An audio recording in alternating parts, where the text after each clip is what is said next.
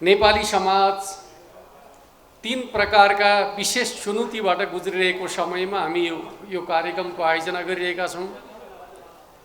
पहिलो चुनौतीका रूपमा हाम्रो समाज, हाम्रो राजनीति र हाम्रो राज्य व्यवस्था राजनीतिक अस्थिरता र सामाजिक अराजकताको दुष्चक्रबाट गुज्रिरहेको छ।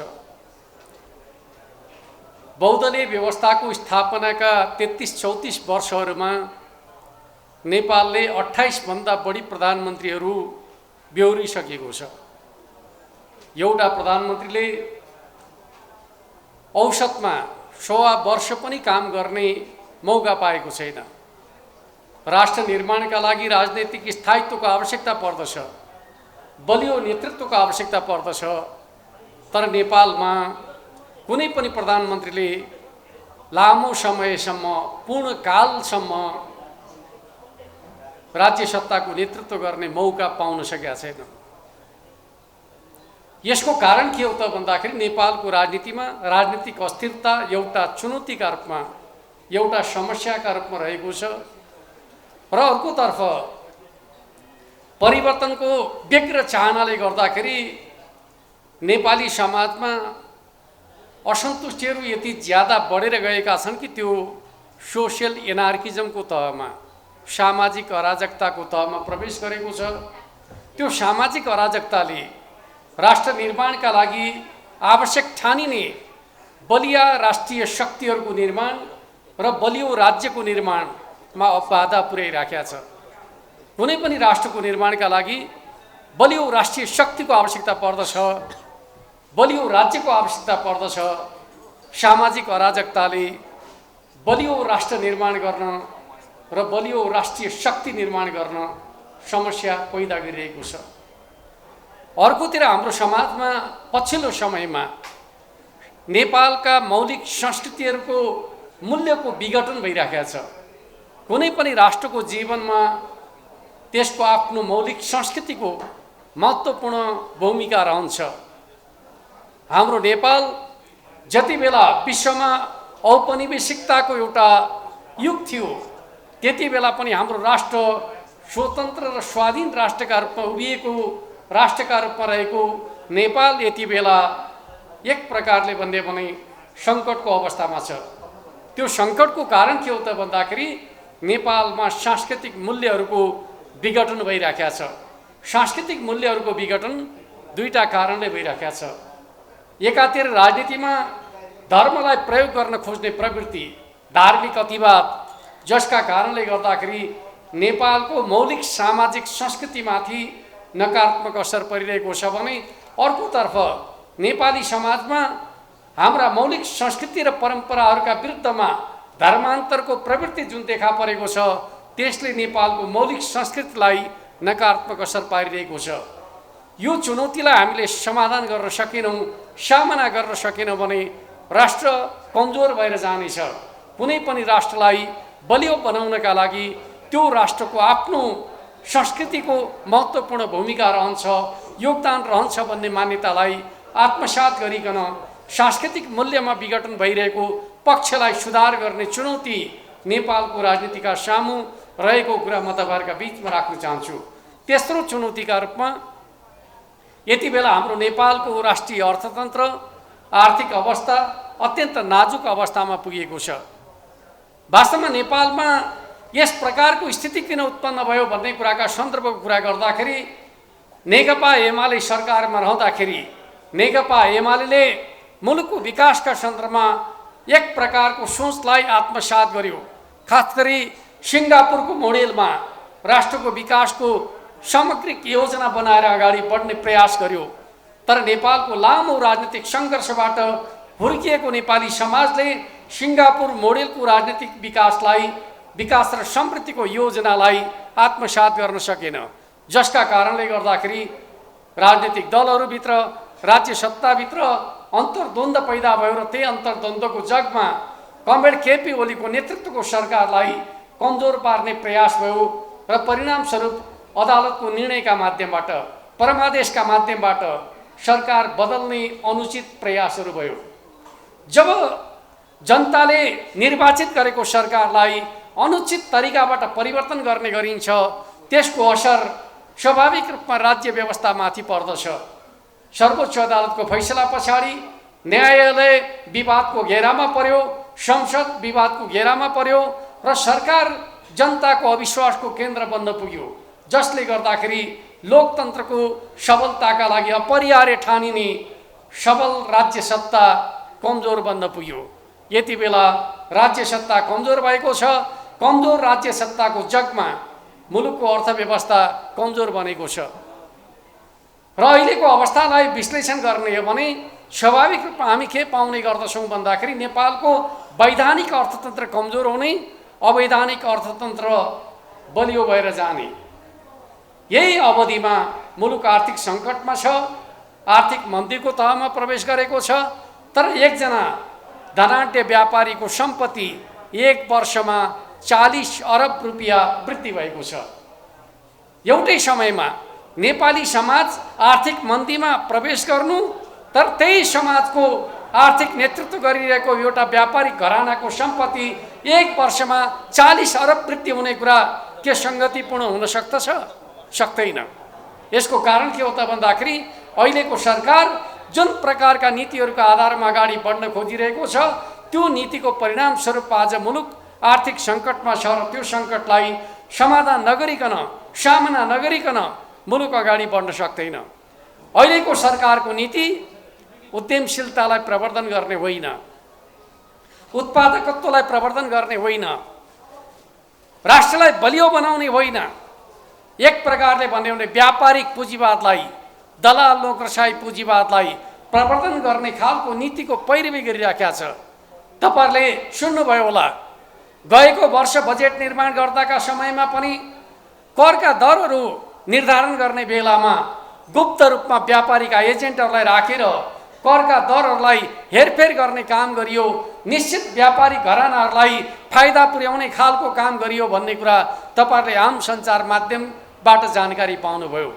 यो वर्षको बजेट निर्माणका समयमा पनि त्यही प्रकारका हरकतहरू भए र म तपाईहरुलाई के कुरा बताउन चाहन्छु भन्दाखेरि करका दरहरूको हेरफेरको असर कति पर्दछ भन्ने कुरा नेपालमा गाडी आयातका सन्दर्भका बारेमा जुन गाडी बजेट प्रस्तुत गर्ने समयमा अस्वाभाविक ढङ्गले आयात गरियो त्यही गाडीको राजस्व भन्सार दर वृद्धि गर्ने काम गरियो र त्यसबाट राज्यलाई एउटै निर्णयले करिब 1 अरबको हाराहारीमा नोक्सान हुने स्थिति उत्पन्न भयो। नीतिगत रूपमा कसरी राज्यलाई प्रभावित गरिन्छ भन्ने कुराको दृष्टान्त पछिल्लो समयको यो निर्णयका आधारमा हामी देख्न सक्दछौँ। त्यस अर्थमा म तपाईहरुका बीचमा के भन्न चाहन्छु त भन्दाखेरि कुनै पनि समाजलाई अगाडि बढाउने हो भने राजनीति सही बाटोमा अगाडि बढ्न सक्नु पर्दछ। तर पछिल्लो समयमा पुराना राजनीतिक दलहरू, पुराना नेताहरू अब काम छैन भन्ने मान्यताका आधारमा नयाँमा जानुपर्दछ भन्ने मान्यताको पैरवी गर्ने खालको काम पनि भइरहेका तपाईहरुले सुन्ने गर्नुहुन्छ। म तपाईहरुलाई के कुरा बताउन चाहन्छु त भन्दाखेरि राजनीतिमा राजनीतिक दलहरू कहिले पनि पुराना हुँदैनन्। उनीहरू हरेक 5 वर्षमा आफ्ना नीतिहरूलाई अद्यावधि गर्ने गर्दछन्, नेतृत्वलाई अद्यावधि गर्ने गर्दछन्। त्यस अर्थमा राजनीतिक दलहरूले सदैव समाजका समस्याहरूको समाधान गर्ने सामर्थ्य राख्दछन्। तर नयाँका नाममा न नीति छ, न एजेन्डा छ, न लक्ष्य छ।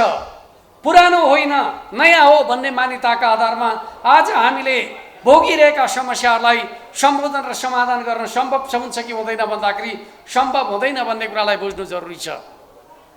जस्तो कि म तपाईहरुलाई बताउन चाहन्छु, आज विश्व शक्ति राष्ट्रका रूपमा रहेको अमेरिका, त्यहाँ 2 वटा राजनीतिक दलहरू डेमोक्रेटिक पार्टी र रिपब्लिकन पार्टी र डेमोक्रेटिक पार्टीले अमेरिकाको नेतृत्व गरिराखेका छन्। उनीहरू 100 वर्षदेखि अमेरिकी राजनीतिमा एक छत्र रूपमा 2 वटा पार्टीहरू नीतिका आधारमा प्रतिस्पर्धा गर्ने गर्दछन्। त्यहाँ अमेरिकी समाजमा कसैले पनि डेमोक्रेटिक पार्टी र रिपब्लिकन पार्टीहरू पुराना भए अब यी पुराना पार्टीहरू काम छैन, नयाँ पार्टी चाहियो भनेर अमेरिकी समाजमा कसैले प्रश्न गर्दैन। किनकि तिनै पार्टीहरूबाट समाजको नवीनताको, चुनौतीको योजना बन्दै गर्दछ। तिनै पार्टीका माध्यमबाट राष्ट्र निर्माणको सङ्कल्प तय गर्ने गरिन्छ र तिनै पार्टीले आज अमेरिकी समाजका माध्यमबाट विश्व शक्तिको नेतृत्व गरिरहेका छन् भनेपछि पार्टीहरू पुराना र नयाँका रूपमा समाजलाई विभाजित गर्ने खालको कुरा उचित हो कि होइन भन्ने कुराका आधारमा हामी स्पष्ट हुनुपर्दछ भन्ने कुरा म तपाईँहरूका बिचमा राख्न चाहन्छु। खास गरी संसदीय प्रणालीको जननीका रूपमा चिनिने ब्रिटेनको कुराकानी गर्नुहुन्छ भने ब्रिटेनमा दुईवटा पार्टीहरू लेबर पार्टी र टोरी पार्टीका रूपमा लामो समयदेखि ब्रिटेनको राजनीतिमा क्रियाशील छन्। उनीहरूले ब्रिटेनको साम्राज्य निर्माणका समयमा पनि ब्रिटेनको नेतृत्व गरे। आजको चुनौतीपूर्ण विश्व व्यवस्थामा पनि तिनै पार्टीहरूले ब्रिटेनको नेतृत्व गरेर ब्रिटेनको समाजलाई कसरी अगाडि बढाउने भन्ने कामको नेतृत्व गरिरहेका छन्। त्यस अर्थमा कुन पार्टी कहिले स्थापना भयो भन्ने कुराका आधारमा होइन, कुन पार्टीले कस्तो नीति लिइरहेको छ भन्ने कुराका आधारमा राजनीतिक पार्टीहरू समाजका लागि सान्दर्भिक हुने कि नहुने भन्ने कुरा तय हुन्छ भन्ने कुरालाई हामीले बुझ्नु जरुरी छ। त्यस अर्थमा आजका युवाहरूले राजनीतिका सन्दर्भमा चासो राखिरहँदा कुन पार्टी भन्ने कुरालाई कसरी छनौट गर्ने भन्ने कुराका सन्दर्भमा मुख्य प्रश्न त उनीहरूले कस्तो प्रकारको नीति लिइरहेका छन्, कस्तो सिद्धान्तको जगमा काम गरिरहेका छन्, उनीहरूको लक्ष्य के छ, उनीहरूको उद्देश्य के छ भन्ने कुराका आधारमा त्यो समाजका लागि ती पार्टीहरू सान्दर्भिक छन् कि छैन भन्ने कुरालाई बुझ्नु जरुरी छ भन्ने कुरा म तपाईँहरूका बिचमा राख्न चाहन्छु। हाम्रै छिमेकी मुलुकहरूको सन्दर्भको कुराकानी गर्ने हो भने चाहे चीनको कुरा गर्नुहोस् चाहे भारतको कुरा गर्नुहोस्, चीनको विकासको नेतृत्व गरिरहेको पार्टी नेपाल कम्युनिस्ट पार्टी भन्दा पुरानो पार्टी हो, जसले आज चीनलाई गरिबीबाट मुक्त गरेको छ, राष्ट्रको विकास र समृद्धिको नेतृत्व गरेको छ।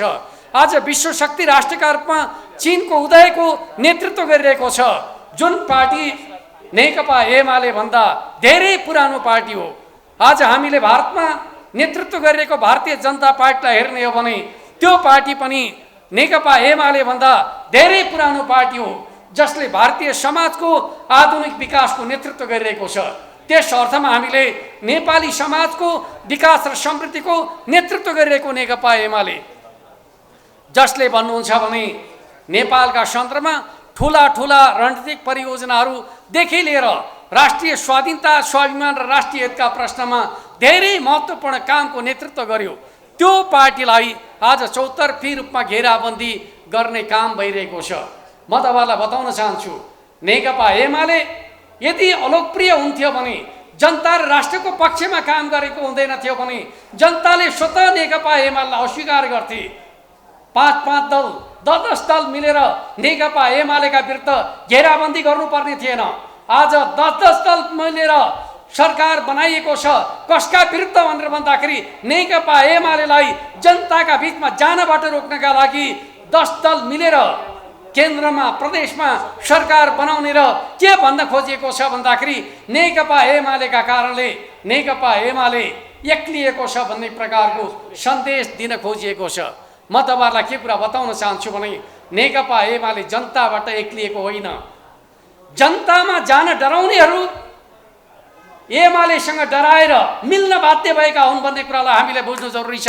त्यस अर्थमा म तपाईहरुका बिचमा के भन्न चाहन्छु त भन्दाखेरि पछिल्लो समयको चुनाव जहाँ 5 दल मिलेर नेकपा एमालेका विरुद्ध चुनाव लडेका थिए, त्यो चुनावको परिणामलाई मात्रै विश्लेषण गर्ने हो भने नेपालका 77 जिल्ला मध्ये 44 जिल्लामा लोकप्रिय मतका आधारमा नेकपा एमाले अहिले पनि नेपालको पहिलो दलका रूपमा रहेको छ। 7वटा प्रदेशहरूमध्ये 6वटा प्रदेशहरूमा लोकप्रिय मतका हिसाबले नेकपा एमाले पहिलो दलका रूपमा रहेको छ। तर संसदमा नेकपा एमाले दोस्रो बन्यो। किन बन्यो भन्दाखेरि जनताले नरुचाएका कारणले होइन, एमालेका विरुद्ध गठबन्धन गरेका कारणले, धेरै दल मिलेर एउटा दललाई कमजोर बनाउन खोजेका कारणले मात्रै नेकपा एमाले दोस्रो भएको हो भन्ने कुरालाई बुझेर अब हामीले राष्ट्रको विकास र समृद्धिको नेतृत्व गर्नका लागि दल मिलेर कमजोर बनाउने जुन परिपाटी छ, यो परिपाटीलाई अन्त्य गर्नका लागि अब जनताका बीचमा राजनीतिक ध्रुवीकरणको योजना लिएर जानुपर्दछ। अब नेपालमा धेरै राजनीतिक दलहरू होइन, बलिया राजनीतिक दलहरूको खाँचो छ भन्ने कुराको सच्चाइलाई हामीले जनताका बिचमा छलफल र बहसको विषय बनाउनु पर्दछ। म तपाईहरुलाई के कुरा बताउन चाहन्छु भन्दाखेरि राजनीतिक परिवर्तनको समयमा जति धेरै दलहरू खोले पनि फरक पर्दैन थियो, किनकि राज्य सत्ताका विरुद्धको सङ्घर्षमा मोर्चा बनाएर जान सकिन्थ्यो, संयुक्त आन्दोलन गर्न सकिन्थ्यो। विगतमा हामीले त्यस्तै गरेका थियौँ। राणाशाहीका विरुद्ध हामी मिलेर लड्यौँ, पञ्चायतका विरुद्ध हामी मिलेर लड्यौँ, राजतन्त्रका विरुद्ध हामी मिलेर लड्यौँ, राजनीतिक परिवर्तन हामीले सम्भव बनायौँ। तर म तपाईहरुलाई के कुरा बताउन चाहन्छु त भन्दाखेरि 62-63 को राजनीतिक परिवर्तनका समयमा नेपाली काङ्ग्रेसका नेता गिरिजाप्रसाद कोइरालाले हरदम एउटा कुराको चर्चा गर्नुहुन्थ्यो। त्यो चर्चा के थियो भन्दाखेरि एउटा पुस्ताले तीनवटा क्रान्तिको नेतृत्व गर्दैछ भनेर 7 सालको परिवर्तनसँगै आफू आन्दोलनमा सामेल भएको कुरालाई सगर्व घोषणा गर्नुहुन्थ्यो। उहाँको त्यो अभिव्यक्तिबाट मेरा मनमा एउटा प्रश्न निरन्तर रूपमा उपस्थित हुन्थ्यो। त्यो प्रश्न के हो त भन्दाखेरि दुनियाँमा एउटा राजनीतिक क्रान्ति पछाडि युग बदलन्छ। नेपालमा हामीले तीनवटा राजनीतिक क्रान्ति सम्पन्न गर्दा पनि नेपाली समाजलाई किन बदल्न सकेनौँ? यो प्रश्न नेपालको राजनीतिको चुनौतीपूर्ण प्रश्न हो। त्यस अर्थमा नेपालका राजनीतिक दलहरू विद्रोहका लागि च्याम्पियन त बने, निर्माण र सिर्जनाको अभियान उनीहरूले पुरा गर्न सकेनन्। त्यस अर्थमा आज नेपाली समाजमा जुन प्रकारको निराशा छ, जुन प्रकारको असन्तुष्टि छ, त्यसलाई सामना र समाधान गर्न सक्ने सामर्थ्य कुनै पार्टीसँग छ भने त्यो नेकपा एमाले पार्टीसँग मात्रै छ। तर त्यसलाई रोक्ने कोसिस भइरहेको छ मोर्चाबन्दीका माध्यमबाट, गठबन्धनका माध्यमबाट। त्यस अर्थमा म तपाईहरुलाई के कुरा भन्न चाहन्छु भन्दाखेरि अब नेपाली समाजमा धेरै दलहरू होइन, बलिया दलहरूको खाँचो पर्दछ। आज नेपालको राजनीतिमा हेर्नुहुन्छ भने जो कमजोर छ त्यसले शासनको नेतृत्व गर्ने। के जनताको जनादेश त्यस्तै हो? आज प्रतिनिधि सभामा हेर्नुहुन्छ भने नेपाली काङ्ग्रेस पहिलो दल छ, नेकपा एमाले दोस्रो दल छ, माओवादी धेरै तल तेस्रो दलका रूपमा रहेको छ। तर सरकारको नेतृत्व कसले गर्दैछ? तेस्रो दलले गर्दैछ। केका आधारमा गर्दैछ भन्दाखेरि नेपाली समाजमा राजनीतिको ध्रुवीकरण हुन सकेन। बलिया राजनीतिक दलहरू जो राष्ट्रको लागि आवश्यक छन् त्यस आधारमा उनीहरू बलिया हुन सकेनन्। यो मान्यताका आधारमा कमजोर शक्तिले शासन गर्ने र हरदम सम्झौता गर्ने, नीतिगत सम्झौता गर्ने जुन प्रकारको अवस्था छ, यो अवस्थाबाट मुलुकलाई बाहिर निकाल्नु आवश्यक छ। त्यस अर्थमा मैले भन्दै गरेको छु, जति धेरै राजनीतिक दलहरू त्यति धेरै नीतिगत विचलन, जति धेरै राजनीतिक दलहरू त्यति धेरै राजनीतिक अस्थिरता, जति धेरै राजनीतिक दलहरू त्यति धेरै वैदेशिक चलखेल, जति धेरै राजनीतिक दलहरू राष्ट्रको भविष्य अँध्यारो हुन्छ। त्यस अर्थमा धेरै राजनीतिक दलहरू होइन, बलिया राजनीतिक दलहरूतर्फ अब समाजलाई डोर्याउनु जरुरी छ। बलिया राजनीतिक दलहरूको निर्माणका लागि हामीले नेकपा एमालेका तर्फबाट चुनाव लगत्तै हामीले मिसन ग्रासरुट अभियान चलायौँ। त्यसको उद्देश्य के थियो? अहिले हाम्रा लागि सत्ता प्रधान होइन, हाम्रा लागि राष्ट्रको भविष्य प्रधान हो। अब यो राष्ट्र निर्माण गर्नका लागि कमजोर दलहरूसँगको सहकार्यबाट राष्ट्रको निर्माण हुन सक्दैन। बलियो राष्ट्रिय शक्तिका रूपमा नेकपा एमालेको विकास अबको हाम्रो सङ्कल्प हो भन्ने मान्यताका आधारमा हामीले मिसन ग्रासरुट अभियान थालेका थियौँ र त्यही मिसन ग्रासरुट अभियानको जगमा यति बेला नेकपा एमाले बलियो राष्ट्रिय शक्ति निर्माणको सङ्कल्पका साथ नयाँ योजना, नयाँ सङ्कल्पका साथ अगाडि बढ्न खोजिरहेको कुरा म तपाईँहरूका बिचमा राख्न चाहन्छु। र त्यसको एउटा महत्त्वपूर्ण पक्ष युवाहरूलाई राष्ट्र निर्माणको अभियानमा जोड्ने कुरा, युवाहरूलाई राजनीतिको अभियानमा जोड्ने कुरा अब नेपाली राजनीतिको अभियान हो भन्ने मान्यताका आधारमा हामीले अब नेकपा एमालेको एउटा मिसनका रूपमा युवाहरूलाई समाजको राजनीतिको नेतृत्वका रूपमा स्थापित गर्नुपर्दछ भन्ने मान्यताका आधारमा युवाहरूका बिचको नेतृत्व विकासको प्रश्नलाई महत्त्वपूर्ण विषयका रूपमा अगाडि बढाउन खोजेका छौँ।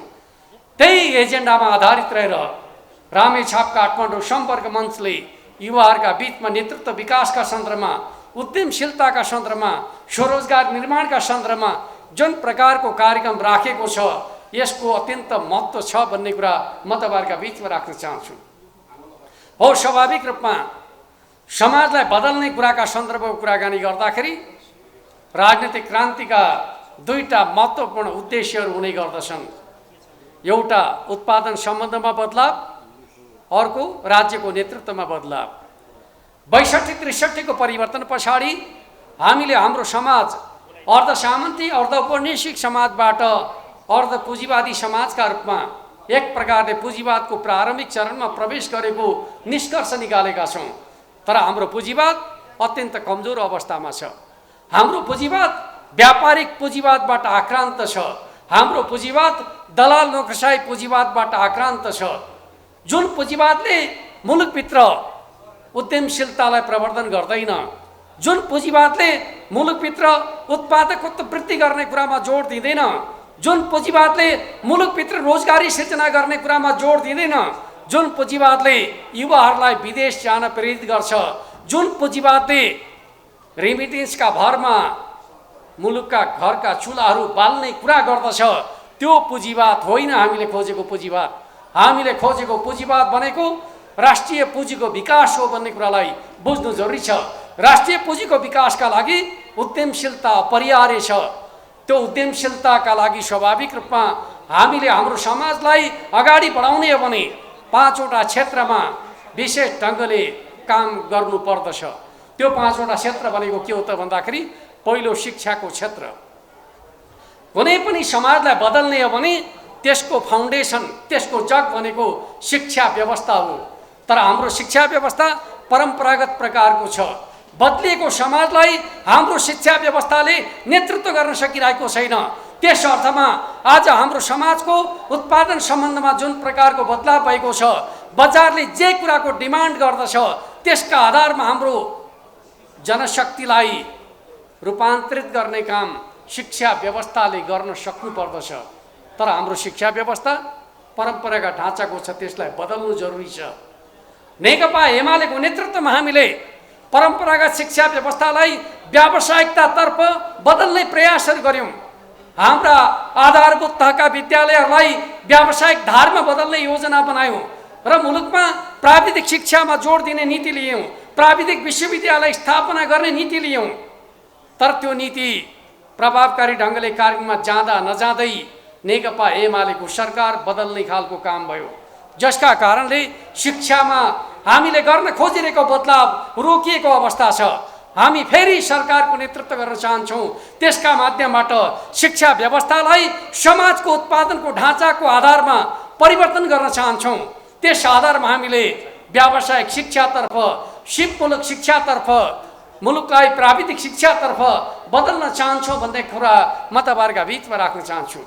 कुनै पनि समाजको विकासका लागि दोस्रो आधार भनेको स्वस्थ जनशक्तिको निर्माण गर्ने कुरा हो। स्वस्थ जनशक्तिको निर्माणका लागि स्वाभाविक रूपमा शारीरिक स्वास्थ्य र मानसिक स्वास्थ्य सबल भएका नागरिकको रूपमा समाजको निर्माण गर्न सक्नुपर्दछ। त्यसका लागि स्वास्थ्य पूर्वाधार र स्वास्थ्य शिक्षामा जोड दिने नीति अवलम्बन गर्नुपर्दछ। म तपाईँलाई के कुरा बताउन चाहन्छु भने, जति बेला नेकपा एमालेको नेतृत्वको सरकार थियो, हामीले एकै दिन 450 आधारभूत अस्पताल निर्माणको शिलान्यास गरेका थियौँ र देशका सबै भागहरूमा विशेषज्ञ अस्पताल निर्माणको योजना बनाएका थियौँ। तर दुर्भाग्यको कुरा, हामी सरकारबाट हटेपछि आधारभूत अस्पताल निर्माण गर्ने योजनामा बजेट कटौती गरियो। आज स्वास्थ्य क्षेत्रमा बजेट कटौती गरिएको छ। हामीले स्वास्थ्य क्षेत्रको बजेट इतिहासको सबभन्दा ठुलो बजेटका रूपमा निर्धारण गर्ने कुरामा सफलता हासिल गरेका थियौँ। छोटो समयमा एउटा मात्रै प्रयोगशाला भएको अवस्थाबाट हामीले 100वटा कोभिड-19 को परीक्षण गर्न सक्ने प्रयोगशाला 1 वर्षको अवधिमा हामीले सिर्जना गरेर स्वास्थ्य क्षेत्रमा नेकपा एमाले नेतृत्व गर्न सक्दछ भन्ने कुराको सामर्थ्य देखाएका थियौँ। जब सरकार बदलियो, स्वास्थ्य क्षेत्रको पूर्वाधार निर्माणका कामहरू ठप्प भएका छन्। त्यस अर्थमा राष्ट्र बनाउने पार्टीको हो भन्ने कुरा उनीहरूले अगाडि बढाइरहेका नीतिका आधारमा, उनीहरूले अगाडि बढाइरहेका योजनाका आधारमा हेर्नु पर्दछ भन्ने कुरा म तपाईँहरूका बिचमा राख्न चाहन्छु। अर्कोतिर हाम्रो समाज किन पछाडि पर्यो भन्ने कुराका सन्दर्भको चर्चा गर्दाखेरि मानव समाजको विकासका सन्दर्भमा अध्ययन गर्ने अध्येताहरूले, समाजशास्त्रीहरूले, मानवशास्त्रीहरूले के कुराको विश्लेषण गरेका छन् भन्दाखेरि डार्विनले एउटा विकासवादको सिद्धान्त प्रतिपादन गरिरहँदाखेरि सक्रियताले अस्तित्वको निर्धारण गर्छ भन्ने एउटा महत्त्वपूर्ण सिद्धान्त प्रतिपादन गरे। त्यसका आधारमा के मान्ने गरिन्छ भन्दाखेरि जति बेला मान्छेले उत्पादनमा औजारको प्रयोग गर्न थाल्यो त्यति बेलादेखि मानव मस्तिष्क तीव्र रूपमा विकसित हुन थाल्यो। अरू प्राणी जगतभन्दा मान्छे किन भिन्न भयो भन्दाखेरि उसले श्रमका लागि औजारको प्रयोग गर्यो, औजारको आविष्कार गर्यो। त्यस अर्थमा मानिस विकसित भयो। र हामी नेपाली समाजलाई विकसित बनाउन चाहन्छौँ भने स्वाभाविक रूपमा विज्ञान र प्रविधिले विकसित गरेका आधुनिक यन्त्र उपकरण र प्रविधिको प्रयोग नेपाली समाजमा जति तीव्र गतिमा विकास गर्न सकिन्छ नेपाली समाज त्यति नै रूपान्तरित हुन्छ। हो, हामीले प्रधानमन्त्री कृषि आधुनिकीकरणका माध्यमबाट हाम्रा गाउँघरका कृषि पेसा व्यवसायलाई बदल्नका लागि योजना बनायौँ, यान्त्रिकरणको योजना बनायौँ। त्यस आधारमा हामीले नयाँ प्रविधिको प्रयोगको थालनी गऱ्यौँ। तर जब हामी सरकारबाट हट्यौँ प्रधानमन्त्री कृषि आधुनिकीकरण कार्यक्रम लथालिङ्ग पारियो, प्रविधिको विकासका कामहरूलाई अवरुद्ध गरियो। हामीले खोल्न खोजिरहेका प्राविधिक विश्वविद्यालयहरूलाई अस्तव्यस्त बनाइयो। यस अर्थमा म तपाईँलाई के कुरा भन्न चाहन्छु भन्दाखेरि हामीले समाजलाई बदल्ने हो भने आजको हाम्रो युवा जनशक्ति आधुनिक प्रविधिको प्रयोगकर्ता बन्न सक्नुपर्दछ, आधुनिक यन्त्र उपकरणको प्रयोगकर्ता बन्न सक्नुपर्दछ। तर आज हाम्रो मुलुकबाट बाहिर गइरहेका युवाहरू सिपको अभावमा, प्रविधिको अभावमा, यन्त्र उपकरणको प्रयोग गर्न सक्ने क्षमताका अभावमा सामान्य मानवीय श्रम गर्न बाध्य छन्, कष्टकर जीवन बिताउन बाध्य छन्। आफ्नो जीवन निर्वाहका लागि उनीहरू एक प्रकारले भन्ने हो भने 3D अत्यन्त असुरक्षित सबैले हेला गरेको श्रम गर्नका लागि बाध्य छन्। त्यो चिजलाई बदल्ने हो भने हाम्रा युवाहरूसँग सिप हुनुपर्दछ, हाम्रा युवाहरूसँग आधुनिक यन्त्र उपकरण प्रयोग गर्न सक्ने सामर्थ्यको निर्माण गर्नुपर्दछ। त्यसले नै हाम्रो समाजलाई बदल्न सक्दछ, राष्ट्र निर्माण गर्न सकिन्छ भन्ने कुरालाई बुझ्नु जरुरी छ। म तपाईहरुलाई एउटा कुरा बताउन चाहन्छु। जति बेला हामी सरकारमा थियौँ युवाहरूमा देश निर्माण गर्न सकिन्छ भन्ने भावना अत्यन्त प्रबल बनेर गएको थियो। विदेश जाने युवाहरूको सङ्ख्या उल्लेख्य मात्रामा घटेको थियो। अहिले प्रकाशित भइरहेका तथ्याङ्कहरू हेर्नुभयो भने एमाले सरकारमा जति बेला आउँछ युवाहरू विदेश होइन देशभित्रै काम गर्न चाहन्छन्। जति बेला एमाले सरकारबाट बाहिरिन्छ युवाहरू देशबाट पलायन हुन्छन्। त्यस अर्थमा यो गठबन्धन युवाहरूलाई पलायन गर्ने सरकार हो भन्ने कुरालाई बुझ्नु जरुरी छ। परिवारबाट युवाहरूलाई अलग गर्ने योजनाकार हो भन्ने कुरालाई बुझ्नु जरुरी छ।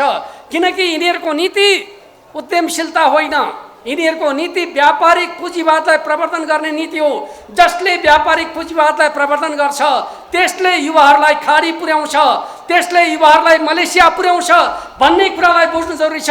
युवाहरूलाई देशभित्रै राख्ने हो भने व्यापारिक पुँजीवाद होइन उद्यमशीलतातर्फ समाजलाई डोर्याउने काम गर्नुपर्दछ।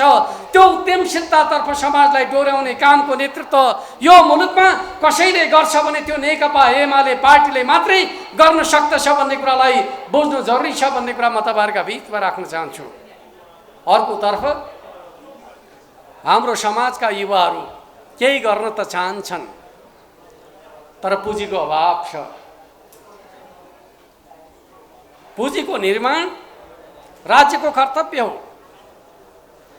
जबसम्म राज्यले पुँजी परिचालन गर्न सक्दैन उद्यमशीलताको विकास हुन सक्दैन। पुँजीको परिचालन स्वाभाविक रूपमा तीनवटा तरिकाबाट हुने गर्दछ। पुँजीको परिचालन एउटा जनताको आय वृद्धि गरिकन बचतलाई पुँजीमा बदल्ने कुरा। जति बेलासम्म जनताले उद्यमशीलताका माध्यमबाट आय आर्जन गर्न सक्दैनन् बचत निर्माण हुन सक्दैन। बचत निर्माण हुन सकेन भने पुँजी निर्माण हुन सक्दैन। त्यस अर्थमा हामीले जनताको आयलाई वृद्धि गरिकन जनताको बचतको क्षमतालाई वृद्धि गरेर राष्ट्रिय पुँजी निर्माण गर्ने काममा जुट्न सक्नुपर्दछ। तर पछिल्लो समय हाम्रो समाजमा उपभोक्तावादी संस्कृति यति ज्यादा मौलाएको छ कि मैले त सुन्नै गरेँ, पोखरा जाँदाखेरि साथीहरूले सुनाउनु भयो, तेस्रो मुलुकबाट आएका पर्यटकहरूले गर्ने खर्च भन्दा त नेपाली पर्यटकहरूले खर्च गर्ने खर्च पो ठुलो छ भन्छन्। बुझ्नुभयो नि? धनी मुलुकका पर्यटकहरू पोखरामा आउँदाखेरि जति खर्च गर्छन् त्योभन्दा धेरै खर्च त नेपाली युवाहरूले गर्छन्। यसले के बताउँछ? यसले के बताउँछ भन्दाखेरि हामी पुँजी निर्माणको संस्कृतिमा छैनौँ। हामी व्यापारिक पुँजीवादलाई प्रवर्धन गर्ने हिसाबले आयातित वस्तुहरूको उपभोग गर्ने कुरामा इन्जोय गरिरहेका छौँ। देश बनाउने हो भने स्वाभाविक रूपमा हामीले उद्यमशीलतामा जोड दिनुपर्दछ, खर्च गर्ने कुरामा होइन। बचतमा जोड दिनुपर्दछ, पुँजी निर्माणमा जोड दिनुपर्दछ। एउटा तरिका भनेको आफ्नो आम्दानीको एउटा हिस्सा बचतमा रूपान्तरित गर्ने कुरा नै हो, जसले राष्ट्र निर्माणमा योगदान गर्न सक्दछ भन्ने मान्यताका आधारमा सोच्नुपर्दछ भन्ने कुरा म तपाईँहरूका बिचमा राख्न चाहन्छु। अर्कोतर्फ राष्ट्रले पुँजीगत खर्चमा जति ज्यादा योगदान गर्न सक्दछ उद्यमशीलताको विकास त्यति ज्यादा हुने गर्दछ। नेकपा एमाले सरकारमा रहँदाखेरि नेकपा एमालेको समयमा नेपाल राष्ट्र विश्वका तीव्रतम आर्थिक विकास गर्ने राष्ट्रहरूमध्ये 10 नम्बरमा पर्दथ्यो।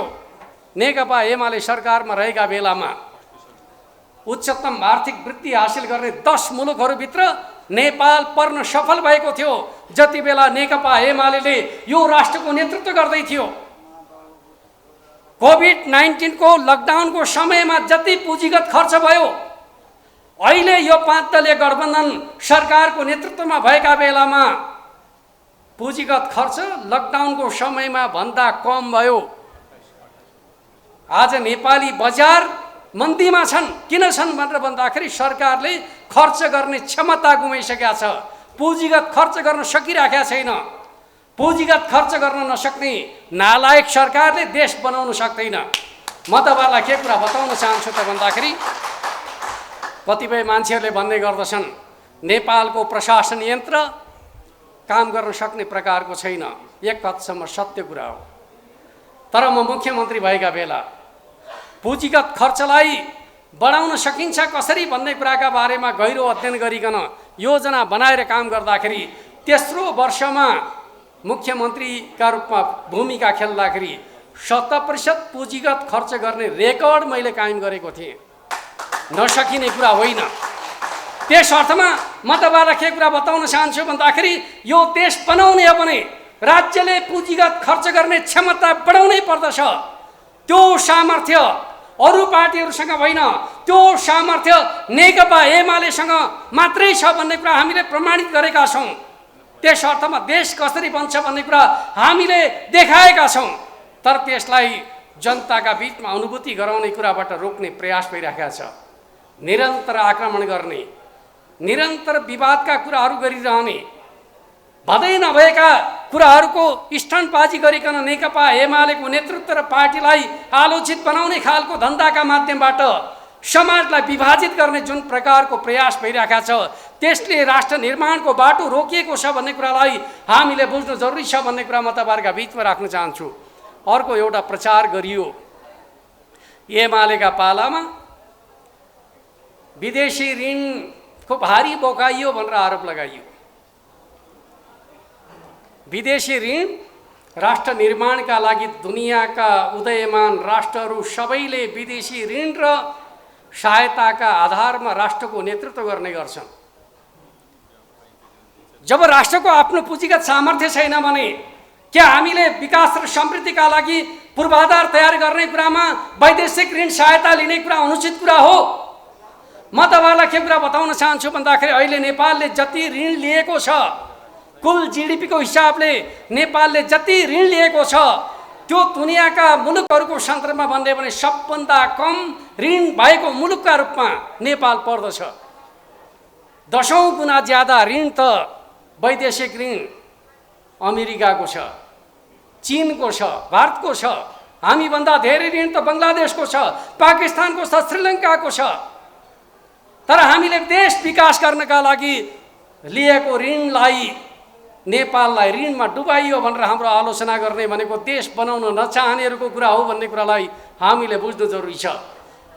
कुनै पनि देश पुँजीको परिचालनबाट मात्रै निर्माण हुन्छ भन्ने कुरालाई बुझ्नु जरुरी छ। त्यो पुँजी परिचालनको क्षमता, चाहे बचत संस्कृतिको निर्माणको क्षमता होस्, चाहे पुँजीगत खर्च परिचालनको क्षमता होस्, चाहे अन्तर्राष्ट्रिय ऋण सहायता परिचालनको सामर्थ्य होस्, त्यो सामर्थ्य नेपालका राजनीतिक दलहरूमा सबभन्दा ज्यादा कसले देखाएको छ भन्दाखेरि नेकपा एमाले पार्टीले मात्रै देखाएको छ भन्ने कुरालाई तपाईँ हामी सबैले बुझ्नु जरुरी छ भन्ने कुरा म तपाईँहरूका बिचमा राख्न चाहन्छु। अर्कोतिर कुनै पनि मुलुकलाई अगाडि बढाउने हो भने व्यवस्थापकीय सामर्थ्यको आवश्यकता पर्दछ। आज हाम्रो मुलुकमा युवाहरू उद्यमशीलतातर्फ होइन, स्वरोजगारतर्फ होइन, अरू कसैले दिएको नोकरीको खोजीमा भौतारी राखेका छन्। यस्तो किन हुने गर्दछ? हामीले नोकरी खोजिराखेका छौँ, जबकि हामी कहाँ स्वरोजगारहरू फालाफाल छन्, उद्यमशीलताहरूको खडेरी छ, तर रोजगारीका नाममा हामी भौतारी राखेका छौँ। यसको कारण के हो त भनेर भन्दाखेरि हामी कहाँ विगतमा लाउरे संस्कृति, लाउर गयो भने कमाएर ल्याउन सकिन्छ भन्ने मनोवैज्ञानिक प्रभाव रह्यो। त्यस अर्थमा हाम्रा युवाहरू लाउरे संस्कृतिबाट बढी आकर्षित छन् र त्यहाँ अरू कसैको व्यवस्थापनमा अरनखटनमा बसेर आम्दानी गर्न सकिन्छ। जोखिम रहित आम्दानी हाम्रो प्रवृत्ति जस्तो बनिएको छ। कुनै पनि राष्ट्र निर्माणका लागि हो स्वाभाविक रूपमा रोजगारीको सिर्जना राष्ट्रको विकास सँगसँगै हुन्छ, तर त्योभन्दा महत्त्वपूर्ण कुरा भनेको राष्ट्र बनाउने हो भने व्यवस्थापकीय सिप र क्षमता सहितको उद्यमशीलता राष्ट्रको निर्माणको आधार हो। त्यस अर्थमा हामीले हाम्रा युवाहरूलाई व्यवस्थापकीय सिप दिन सक्यौँ भने उनीहरू आफै उद्यमी बन्न सक्दछन्। अघि हाम्रो सम्पर्क मञ्चको अध्यक्षज्यूले भन्नुभयो हामीले चीन पार्टी प्यालेसहरूको स्थापना गरेका छौँ, सयौँलाई रोजगारी दिएका छौँ। त्यसको मूल चरित्र के हो त भन्दाखेरि व्यवस्थापन क्षमता। उहाँले जुन प्रकारको व्यवस्थापन सिपको विकास गर्नुभयो, शैलीको विकास गर्नुभयो, त्यसले चेन रेस्टुरेन्टहरूको सफलता त्यसमा निहित रह्यो।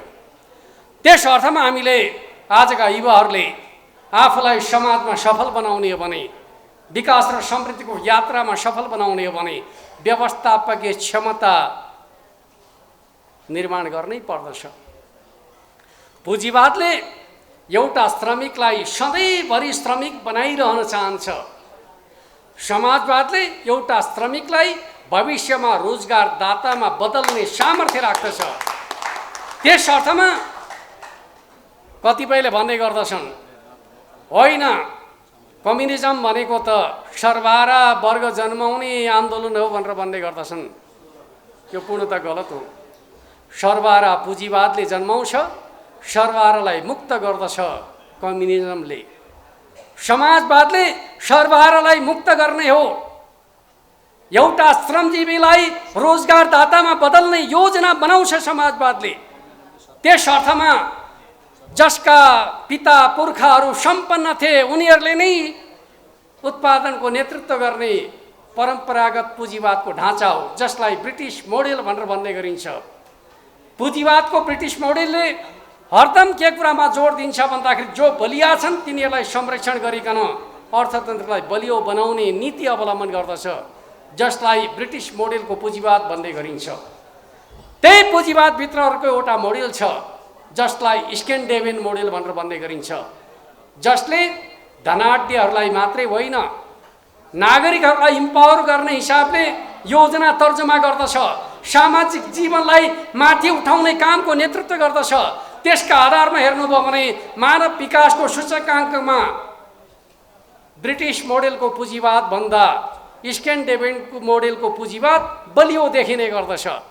त्यस अर्थमा हामी नेकपा एमालेको नेतृत्वमा नेपाली समाजलाई केही सीमित धनाढ्यहरूको नेतृत्वमा राष्ट्र निर्माणको जिम्मा सुम्पिन चाहँदैनौँ। सिङ्गो नेपाली समाजलाई राष्ट्रिय अर्थतन्त्रको अङ्ग बनाउन चाहन्छौँ। क्षमता भएका युवाहरूलाई हामी उद्यमशीलतातर्फबाट भविष्यका उद्यमी र व्यवसायीहरू बनाउन चाहन्छौँ। त्यो मान्यताका आधारमा हामी अगाडि बढ्न खोज्दछौँ भन्ने कुरालाई तपाईँहरूले बुझ्नु जरुरी छ भन्ने कुरा म तपाईँहरूका बिचमा राख्न चाहन्छु। त्यस अर्थमा अब राष्ट्रको भविष्यको बाटो हामीले राजनीतिक परिवर्तनको एउटा युग गुजारेका छौँ। हाम्रा अग्रजहरूले 60 वर्षसम्म राजनीतिक परिवर्तनको नेतृत्व गरे। 103 वर्ष लामो जहानिया राणा शासनका विरुद्ध सङ्घर्ष गरे। तपाईँहरूकै रामेछाप जिल्लामा मकै खेतीका नाममा सुब्बा कृष्णलालले राणाशाहीका विरुद्ध चेतनाको बिगुल फोक्नुभयो। त्यही रामेछापमा जन्मिएका गङ्गालालले 97 सालको शहीद पर्वमा सबभन्दा कलिलो युवाका रूपमा फाँसीमा झुन्डिएर परिवर्तनको आन्दोलनको नेतृत्व गर्नुभयो। त्यही रामेछापमा जन्मिएका पुष्पलालले नयाँ विचारधाराका आधारमा एउटा सङ्गठित राजनीतिक शक्तिका रूपमा नेकपा गठन गर्नुभयो। त्यही नेकपा आज नेकपा एमालेका रूपमा रहेको छ। त्यस अर्थमा म तपाईँलाई भन्न चाहन्छु, रामेछापले निर्माण गरेको त्यो इतिहास रामेछापका युवाहरू त्यो इतिहाससँग जोडिनु पर्दछ। नेकपा एमालेको नेतृत्वमा राष्ट्र निर्माण सम्भव छ भन्ने मान्यताका आधारमा हामी यो देशलाई समृद्ध बनाउँछौँ हाम्रै जीवनमा भन्ने आत्मविश्वासका साथ हामी काममा जुट्नु जरुरी छ। यहाँ दुईजना विज्ञ साथीहरू हुनुहुन्छ, उहाँले तपाईँहरूका बिचमा उद्यमशीलताका बारेमा, युवा नेतृत्व विकासका बारेमा धेरै कुराहरू गर्नुहुनेछ। म तपाईँहरूलाई के कुरा भन्न चाहन्छु, समाजलाई नेतृत्व गर्ने मुख्य नीति भनेको राजनीति हो। सही राजनीति र बलियो राजनीतिक नेतृत्व भयो भने यो देश बन्ने कुरामा कुनै सन्देह छैन। त्यस अर्थमा हामीले हाम्रो समयलाई खेर फाल्नका लागि नेपाललाई प्रयोगशाला बन्नबाट रोक्नु पर्दछ। एउटा समयमा नेपाललाई विवेकशील साझाका नाममा प्रयोगशाला बनाइयो। जनताले केही समय नजिकबाट यिनीहरूले पो गर्छन् कि भनेर हेरे, त्यस पछाडि होइन रहेछ भने परेपछि फेरि अर्को एउटा प्रयोगशालाका रूपमा स्वतन्त्रलाई अगाडि सारियो। स्वतन्त्रहरूको असङ्गठित शक्तिले कसरी राजनीतिक नेतृत्व गर्न सक्छ भन्ने प्रश्न खडा भएपछि स्वतन्त्रका नाममा पार्टी बनाइयो, जुन पार्टीको न सिद्धान्त छ, न उद्देश्य छ, न लक्ष्य छ, न गन्तव्य छ। सोशल मिडियामा छाएका सेलिब्रिटी भेला गरेर राजनीतिक दलको नेतृत्व हुन सक्दैन। सोशल मिडियामा लोकप्रियता हासिल गर्ने बित्तिकै समाजको नेतृत्वका रूपमा हामी योग्य छौँ भन्ने मान्यता टिकाउ मान्यता होइन। कुनै समय भारतीय सिने जगतका महानायकका रूपमा चर्चित रहेका अमिताभ बच्चन पनि राजनीति सुधार्छु भनेर चाहिँ राजनीतिको मैदानमा होमिएका थिए र अत्यन्त प्रतिष्ठित दिग्गज कमलापति त्रिपाठीलाई चुनाव हराएका थिए। तर उनले एक कार्यकालमै अनुभूति गरे यो क्षेत्र मेरा लागि होइन रहेछ। उनी त्यसबाट फर्किए। फर्किसकेपछि आज पनि भारतीय सिने जगतका अत्यन्त प्रतिष्ठित कलाकारका रूपमा सम्मानित छन्। कुनै व्यक्ति कुनै क्षेत्रमा लोकप्रिय भयो भने सबै क्षेत्रमा लोकप्रिय हुन्छ भन्ने कुरा सत्य कुरा होइन। हरेकले आफ्नो कामको क्षेत्रभित्र विज्ञता हासिल गर्ने कोसिस गर्नुपर्दछ। एउटा क्षेत्रको लोकप्रियतालाई अर्को क्षेत्रको भावनामा प्रयोग गर्ने कुरा जनताको भावनामाथिको इमोसनल ब्ल्याकमेलिङ हो भन्ने कुरालाई हामीले बुझ्नु जरुरी छ। त्यस अर्थमा राजनीतिमा समर्पित हुने हो भने हो समर्पित हुन पाइन्छ। राजनीतिका मूल्यका आधारमा समर्पित हुनुपर्दछ। राजनीतिका उद्देश्यहरूमा स्पष्ट हुनुपर्दछ। राजनीतिका योजनाहरूमा स्पष्ट हुनुपर्दछ। राजनीतिको गन्तव्यमा स्पष्ट हुनुपर्दछ। त्यसले मात्रै राजनीतिलाई सही बाटोमा हिँडाउन सक्दछ भन्ने कुरालाई बुझ्नु जरुरी छ। त्यस अर्थमा म तपाईँलाई बताउन चाहन्छु, यो मुलुकलाई बदल्ने सामर्थ्य नेकपा एमालेमा छ।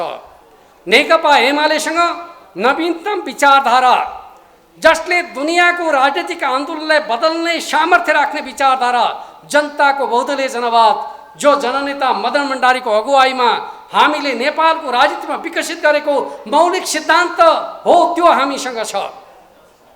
र म तपाईँलाई बताउन चाहन्छु, शीत युद्धको समाप्ति पछाडि उदार पुँजीवाद सङ्कटग्रस्त अवस्थामा छ। जुन मुलुकहरूमा मिश्रित अर्थव्यवस्था भएका मुलुकहरू थिए, ती मुलुकहरू अर्थव्यवस्थाको स्थायित्वको दिशामा, विकासको दिशामा तीव्र गतिमा अगाडि बढेका छन्। चाहे त्यो चीन भन्नुहोस्, चाहे भारत भन्नुहोस्, चाहे भियतनाम भन्नुहोस्, चाहे ब्राजिल भन्नुहोस्, चाहे दक्षिण अफ्रिका भन्नुहोस्, यी मुलुकहरूले अवलम्बन गरेको विस्तृत आर्थिक व्यवस्था नै आज यी मुलुकहरूको सबलताको सामर्थ्य हो। त्यो नीतिको योजनाकार सर्जक जनताको बहुदलीय जनवाद हो। जनताको बहुदलीय जनवादले जुन प्रकारका मान्यताहरू आत्मसात गर्ने गर्छ, उसले भन्ने गर्दछ राजनीतिमा प्रतिस्पर्धा, पालकदमी र श्रेष्ठका आधारमा राजनीतिक नेतृत्व स्थापित हुनुपर्दछ। जनताको बहुदलीय जनवादको मान्यता हो। अर्थतन्त्रको विकासमा पनि त्यही नीति अवलम्बन गर्नुपर्दछ। राज्यलाई बलियो बनाउने, राज्यसँग निजी क्षेत्रलाई प्रतिस्पर्धी बनाउन सक्ने आधार तर्जुमा गर्ने भन्ने मान्यताका आधारमा, प्रतिस्पर्धाका आधारमा बलियो अर्थतन्त्र निर्माण गर्ने जनताको बहुदलीय जनवादको आर्थिक नीति रहेको छ। त्यस अर्थमा अघि मैले चर्चा गरेको समाजलाई बलियो बनाएर नै राज्य बलियो हुन्छ। राज्य बलियो भयो भने मात्रै नागरिक बलिया हुन्छन्। राज्यलाई कमजोर बनाएर नागरिक कहिले बलियो हुन सक्दैनन्। त्यस अर्थमा अहिले जसरी राष्ट्रमाथि बलिया शक्तिहरूलाई कमजोर बनाउने घेराबन्दी भइरहेको छ, यो घेराबन्दीलाई चिर्नु जरुरी छ। जसरी अहिले राज्यलाई कमजोर बनाउने प्रयत्न भइरहेको छ, त्यो प्रयत्नका विरुद्ध हामी उभिनु जरुरी छ। यो राष्ट्रलाई विकास र समृद्धिको बाटोमा अगाडि बढाउने हो भने यो राज्यलाई बलियो बनाउनु जरुरी छ। 6 दशकसम्म हामी जनतालाई राज्यका विरुद्धको विद्रोही बनायौँ। अब नेकपा एमालेको नेतृत्वमा जनतालाई राष्ट्र निर्माणका पक्षमा उभ्याउने काम गर्नुपर्दछ। अब सिङ्गो राष्ट्र विकास र समृद्धिको यात्रामा अगाडि बढ्नुपर्दछ। समृद्ध नेपाल, सुखी नेपाली हाम्रो राष्ट्रिय सङ्कल्प हो। त्यो दिशामा अगाडि बढ्नुपर्दछ। सम्पूर्ण युवा मित्रहरूलाई त्यो सोचका साथ अगाडि बढ्नका लागि आह्वान गर्दै तपाईहरु सबैलाई सफलताको शुभकामना व्यक्त गर्दै आफ्नो भनाइलाई अन्त्य गर्न चाहन्छु। हस्त, धन्यवाद, अभिवादन, नमस्कार।